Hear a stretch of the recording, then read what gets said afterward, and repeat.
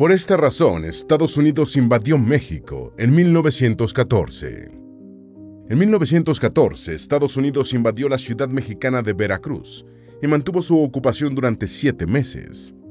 El pretexto oficial para la invasión fue impedir que un lote de armas llegara a manos de Victoriano Huerta, al que Estados Unidos había aupado al poder en México, pero con el que había roto después de la Semana Trágica que terminó con el asesinato del presidente Francisco Madero.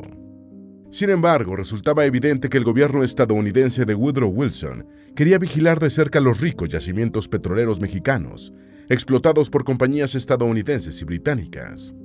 El petróleo estaba desplazando al carbón como principal energético de uso militar, y la Primera Guerra Mundial no tardaría en demostrarlo. La Gran Guerra fue ganada por los países que controlaban el petróleo y los móviles y rápidos vehículos a gasolina, y fue perdida por las naciones que todavía dependían demasiado de las lentas locomotoras, energizadas con carbón. Vamos a revisar en este video el episodio de la invasión de Veracruz en 1914 por Estados Unidos, en el contexto de la geopolítica mundial y de la turbulenta política mexicana de la época, durante la transición entre el Porfiriato y la Revolución Mexicana.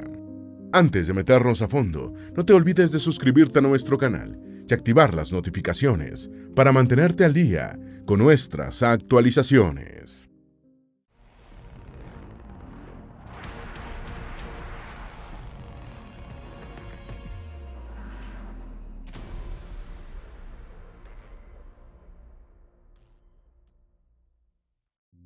¿Cuál fue el pretexto de Estados Unidos para la invasión? Las relaciones entre Estados Unidos y México se volvieron muy tensas a raíz de la Guerra Mexicano-Estadounidense de 1846 a 1848, en la que Estados Unidos se apropió del 55% del territorio de México, desarrollándose un sentimiento de animosidad entre los dos países. Durante la presidencia de Abraham Lincoln hubo una distensión y Estados Unidos proporcionó ayuda militar a México en la guerra contra la ocupación francesa. Porfirio Díaz aprovechó su largo gobierno para alentar las inversiones estadounidenses en México, pero las tensiones se reanudaron con el éxito inicial de la Revolución Mexicana, cuando el embajador de Estados Unidos trabajó para derrocar al gobierno de Francisco Madero. Madero fue asesinado por los golpistas encabezados por Victoriano Huerta, a quien el embajador estadounidense Henry Lane Wilson consideraba más proclive a salvaguardar los intereses de Estados Unidos.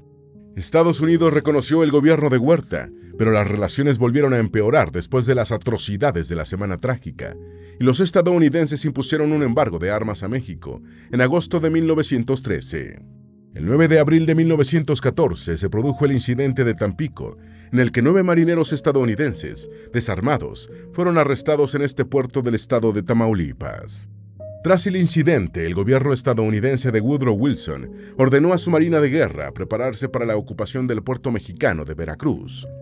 El pretexto estadounidense para la invasión fue cooperar con las fuerzas constitucionalistas en guerra contra el régimen de Victoriano Huerta, evitando que éste recibiera un cargamento de armas por Veracruz. Los Estados Unidos y Reino Unido cambiaron sus buques de guerra de carbón a petróleo 10 años antes de la Primera Guerra Mundial. El petróleo se convirtió en el factor decisivo del poder militar durante la primera década del siglo XX. A principios del pasado siglo, Rusia era el mayor productor de petróleo del mundo, responsable de más del 50% de la producción mundial de crudo. Sin embargo, por razones geológicas y por las turbulencias políticas, la producción petrolera del Imperio zarista empezó a retroceder.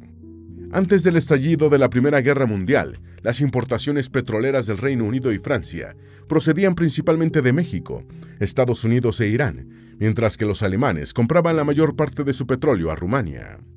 Sin embargo, la logística militar de la mayoría de los países en los albores del siglo XX todavía se basaba en los caballos y otros animales de tracción de sangre, mientras existía un exceso de petróleo en todo el mundo, en espera de consumidores, ya que el hidrocarburo tenía pocos usos, más allá de la producción de queroseno para iluminación. Fue así como comenzó a desarrollarse la progresiva sustitución del carbón por petróleo como fuente energética en las marinas del Reino Unido y Estados Unidos. El petróleo fue muy importante para la movilización de las tropas en la Primera Guerra Mundial. Durante la Primera Guerra Mundial, la movilidad de las tropas y de los equipos bélicos cobró una importancia estratégica. Los novedosos medios de transporte y armas, como camiones, tanques, aviones de combate y submarinos, que empezaron a revolucionar la guerra eran impulsados por combustibles provenientes del petróleo. Al controlar la mayor parte de la producción mundial de petróleo, las potencias de la Triple Entente, a las que luego se sumó Estados Unidos, disponían de una ventaja militar decisiva. A juzgar por las afirmaciones de importantes observadores de la época, el petróleo fue el factor que decidió la Primera Guerra Mundial. Según el economista francés Francis Delacy, el triunfo de 1918 fue simplemente la victoria de los vehículos aliados movidos con gasolina sobre los ferrocarriles de las potencias centrales, impulsados con carbón. El discurso de Lord George Curzon, el 23 de noviembre de 1918, en la primera reunión de posguerra de la Conferencia Interaliada del Petróleo, fue muy elocuente. Los aliados flotaron hacia la victoria sobre una ola de petróleo. Si bien estas conclusiones pueden parecer algo exageradas, no existen dudas sobre que el control de los recursos estratégicos, especialmente el petróleo, tuvo una influencia crucial en el resultado de la Gran Guerra.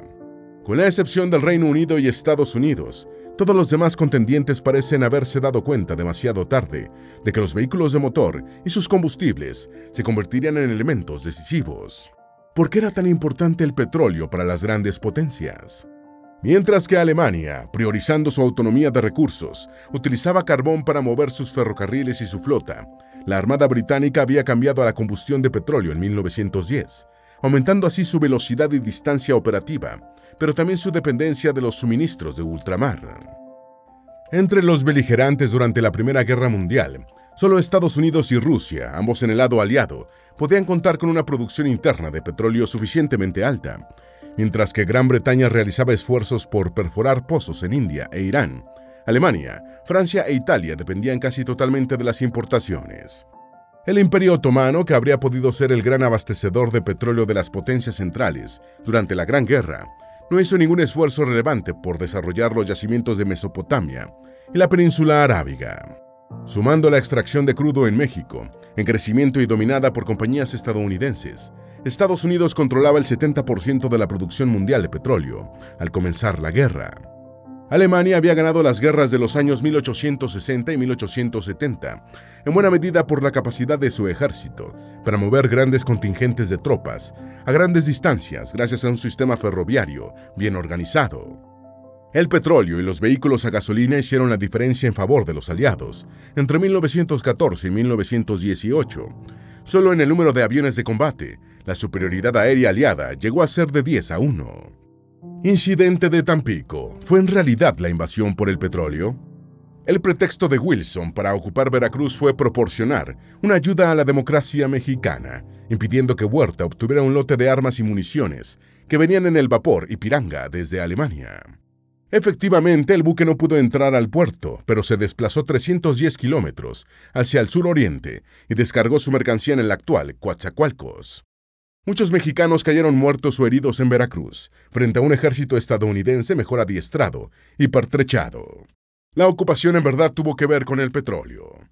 El incidente de Tampico se había producido cuando las fuerzas de Estados Unidos patrullaban las aguas mexicanas, oficialmente para proteger a sus ciudadanos que trabajaban en las compañías petroleras, pero en verdad para cuidar los yacimientos de petróleo de México, que tenían en propiedad.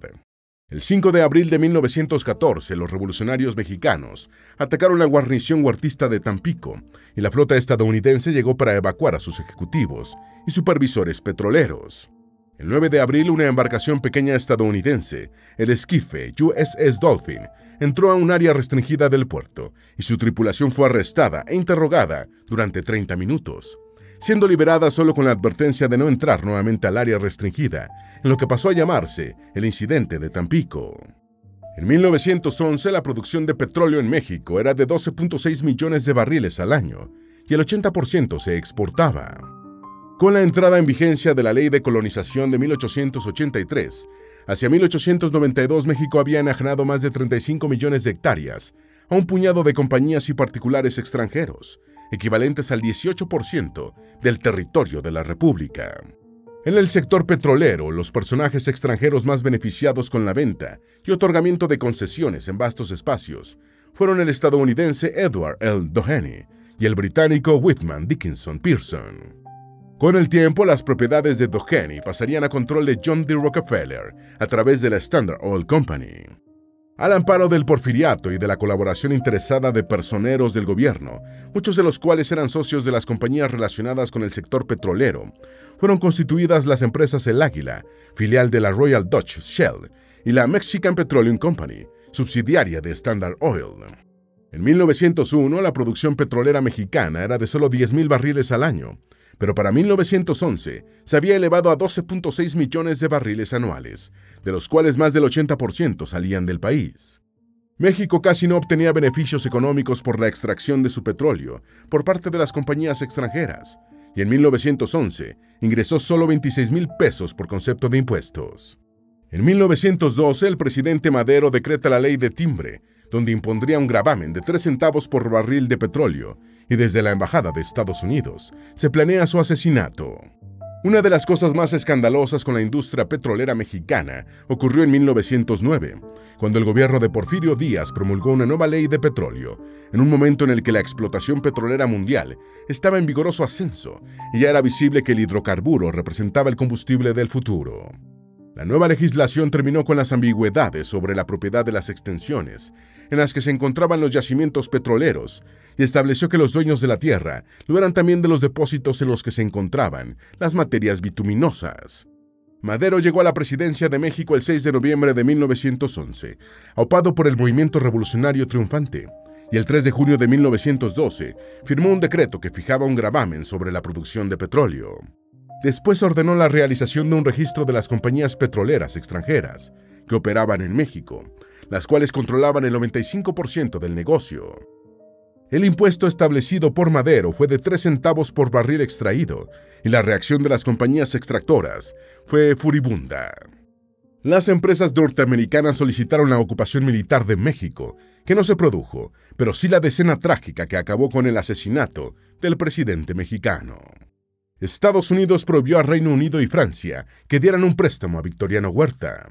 Después del asesinato del presidente Madero, de su hermano Gustavo y del vicepresidente José María Pino Suárez, en febrero de 1913, durante la decena trágica, el gobierno estadounidense de Woodrow Wilson desconoció al régimen de Victoriano Huerta. Estados Unidos prohibió cualquier transacción de armas con el gobierno huertista, favoreciendo al movimiento constitucionalista encabezado por Venustiano Carranza en el norte de México. Para contrarrestar el bloqueo estadounidense, Huerta nombró al vicecónsul ruso en México, Leon Rast, como agente para que comprara las armas en la frontera con Estados Unidos. Entre finales de febrero y comienzos de marzo de 1914, algunos bancos británicos y franceses decidieron hacer préstamos a Huerta, cuya situación financiera se estaba haciendo insostenible y necesitaba urgentemente pertrechos de guerra. En ese momento resultaba muy difícil para México obtener créditos externos como los que ya le habían concedido en enero de 1914, pues Gran Bretaña había iniciado una política de repliegue en México desde finales de 1913, y Francia quería evitar conflictos de cualquier naturaleza con Estados Unidos. Finalmente, las presiones estadounidenses sobre el Reino Unido y Francia surtieron efecto, y ambos países abandonaron su idea de apoyar financieramente al gobierno de Huerta. Sin embargo, Huerta estaba en buenas relaciones con el gobierno alemán, y el Kaiser Guillermo II lo ayudó en el transporte de armas para enfrentar a los revolucionarios. El buque de carga alemán Ipiranga transportó a Porfirio Díaz en su exilio y también recibió en 1912 llamadas de auxilio del Titanic. El agente de Huerta para la adquisición de pertrechos militares, Leon Rast, compró una gran cantidad de armas y municiones con el propósito de camuflar el pedido mexicano dentro de un lote mayor. Las armas de Huerta fueron enviadas a Odessa, Rusia, para ser trasladadas después al puerto de Hamburgo, desde donde serían llevadas a México en el buque alemán Ipiranga, propiedad de la Hamburg American Line, la actual Japan Lloyd AG. Este buque de carga era conocido en México, ya que había transportado a Europa al presidente mexicano Porfirio Díaz tras su renuncia el 25 de mayo de 1911. El 31 de mayo de 1911, Díaz recibió una comunicación del representante de la naviera en México, en la que le informaba que en su viaje gratuito al exilio podría disponer, también por cortesía de la empresa, de los camarotes del capitán y el primer oficial. El exdictador mexicano se estableció en Europa junto con su familia, muriendo en París el 2 de julio de 1915. La noche del 14 de abril de 1912, el buque Ipiranga se encontraba navegando en el sector en el cual se hundió el Titanic. Recibió el llamado de auxilio a las 10:28 p.m., pero no mantuvo comunicación con el célebre transatlántico, que naufragó poco después. Embarque de armas era transportado en el buque de Ipiranga. El buque de carga Ipiranga fue construido en 1908 por el astillero alemán Friedrich Krupp Werft en el puerto de Kiel, Schleswig-Holstein, desplazando una carga bruta de 8.142 toneladas. Tras su botadura se descubrió que era muy inestable, por lo que retornó al astillero para instalar 2 tanques de agua en la cubierta superior, unidos por un puente que solucionó el problema. Fue destinado a las rutas Hamburgo-México y Hamburgo-Brasil, y ocasionalmente subía hasta Filadelfia. En abril de 1914 intentó ingresar al puerto de Veracruz, tras hacer la ruta oceánica desde Hamburgo, con el cargamento de armas para el régimen de Victoriano Huerta, pero fue confrontado por buques de guerra estadounidenses para hacer cumplir el embargo al gobierno mexicano decretado por Estados Unidos. Tras la interceptación, conocido como el incidente del Ipiranga, el carguero alemán tuvo que continuar hacia Puerto México, actual Coatzacoalcos, donde no había presencia estadounidense, y pudo descargar sin problemas. Las armas de Huerta formaban parte de un lote transportado primero a Europa, y según el manifiesto de carga obtenido por el gobierno estadounidense, constaba de 4.000 cajas de cartuchos de 7 milímetros, 10.000 cajas de cartuchos calibre 30, 250 cajas de cartuchos calibre 44, 25.000 carabinas y 20 ametralladoras de tiro rápido, por un valor de $607.000. El 21 de abril de 1914, los buques estadounidenses iniciaron la ocupación por parte de Estados Unidos. Cerca de la medianoche del 20 de abril de 1914, mientras el presidente Woodrow Wilson esperaba la autorización del Congreso para iniciar la acción militar en México, el cónsul estadounidense en Veracruz avisó a Washington que el buque Ipiranga llegaría en la mañana del 21 de abril con el cargamento de armas para Huerta.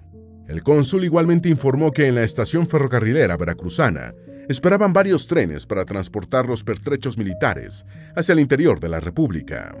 Esto precipitó la decisión de Wilson, quien inmediatamente ordenó a sus fuerzas que ocuparan la aduana del puerto de Veracruz e impidieran la entrega del armamento. Al amanecer del 21 de abril se encontraban en Veracruz el USS Utah, el USS Florida y el USS Prairie, a las órdenes del contraalmirante Frank Friday Fletcher. Durante la noche del 21 de abril llegó a Veracruz parte de la flota que se encontraba en Tampico, comandada por el contraalmirante Henry T. Mayo.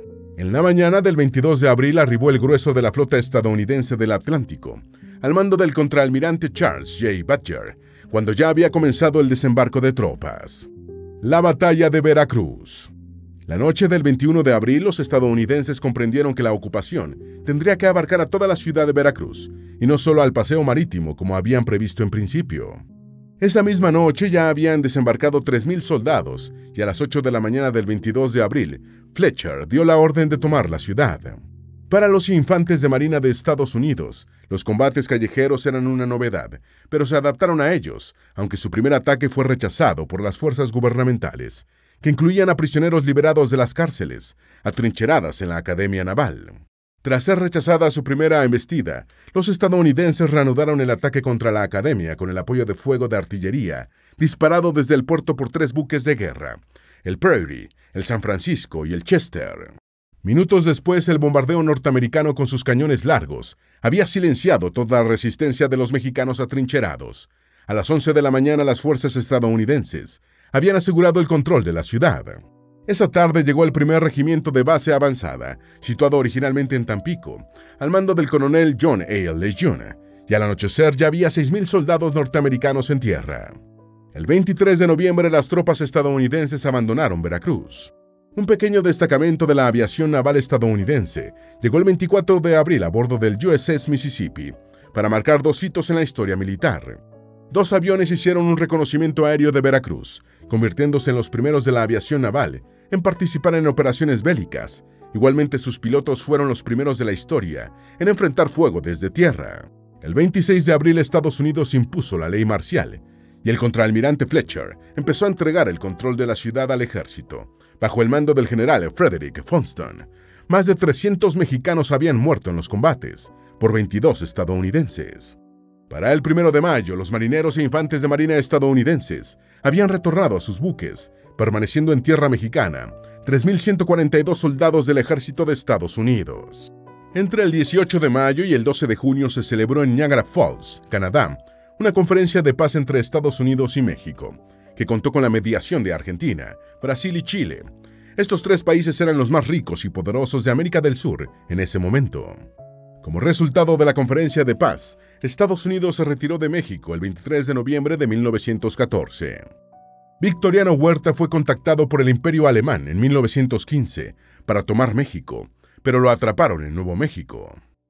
Huerta había renunciado a la presidencia de México en julio de 1914 ante la presión de las fuerzas revolucionarias, exiliándose a Europa. En 1915, con la Primera Guerra Mundial en su segundo año, Huerta se encontraba en Nueva York, donde fue contactado por el Imperio Alemán, que le ofreció respaldo económico y militar para intentar una nueva toma del poder en México. Los alemanes ponían como condición que, una vez Huerta de nuevo en el poder, México debía declarar la guerra a Estados Unidos. Con esta estrategia, Alemania esperaba alejar a los estadounidenses de la guerra en Europa. Sin embargo, la inteligencia de Estados Unidos conocía los planes en su contra, porque había intervenido los teléfonos de Huerta, y este fue arrestado en Newman, Nuevo México, en junio de 1915, junto con Pascual Orozco, su antiguo enemigo revolucionario al que había reclutado para su proyecto. Huerta fue encarcelado en Fort Bliss, Texas. Luego pasó a arresto domiciliario por su delicada salud. Murió el 13 de enero del año 1916, en un hospital de El Paso, víctima de una cirrosis hepática por el abuso con el coñac, que bebía en grandes cantidades. Consecuencias políticas para Estados Unidos por la invasión a México. La invasión de Veracruz provocó una oleada antiestadounidense en América Latina, con disturbios en México, Argentina, Uruguay, Chile, Ecuador, Costa Rica y Guatemala. Los ciudadanos estadounidenses fueron expulsados de México y algunos tuvieron que ser alojados en campos de refugiados en San Diego, Texas City y Nueva Orleans. Contra el deseo de Estados Unidos, México se mantuvo neutral durante la Primera Guerra Mundial y preservó la seguridad de las empresas alemanas en territorio mexicano. El presidente estadounidense Woodrow Wilson sopesó otra invasión militar de México en 1907 a 1918 para asumir el control de los campos petroleros del Istmo de Tehuantepec y Tampico. Sin embargo, el presidente mexicano Venustiano Carranza, quien había manifestado su disgusto por la prolongación de la ocupación de Veracruz en 1914, ordenó destruir los campos petroleros si Estados Unidos intentaba un desembarco. Lester D. Langley escribió: «Puede que Carranza no haya cumplido los objetivos sociales de la revolución, pero mantuvo a los gringos fuera de la Ciudad de México». El telegrama a Zimmermann: Alemania le daría a México el territorio perdido. Muerto Huerta, el Imperio Alemán no abandonó sus intenciones de crear un conflicto americano entre Estados Unidos y México, que lo beneficiara en la guerra en Europa. En enero de 1917, Alemania propuso a México una alianza militar si Estados Unidos entraba en la guerra mundial. La propuesta contenida en el telegrama Zimmermann, así llamado por el ministro de Exteriores alemán Arthur Zimmermann, fue interceptada y decodificada por la inteligencia británica. La promesa alemana a México, ante una eventual victoria frente a los aliados, era la recuperación de los territorios mexicanos, anexionados por Estados Unidos a mediados del siglo XIX. La revelación del contenido del telegrama indujo a la opinión pública estadounidense a favorecer la participación de su país en la guerra en Europa. La interceptación del mensaje es considerada la operación de inteligencia más significativa durante la Gran Guerra. Esperamos que este video te haya sido útil. Si tienes algo que agregar, por favor, compártelo con nosotros en la sección de comentarios. Dale me gusta a este video y envíale el enlace a tus familiares y a tus mejores amigos para que también sepan por qué Estados Unidos invadió México en 1914. Si eres nuevo en nuestro canal, no olvides suscribirte. No se te olvide seguirnos en todas nuestras redes sociales, que van a estar aquí abajo en la descripción. Recuerda, un pueblo que no conoce su historia está condenado a repetirla.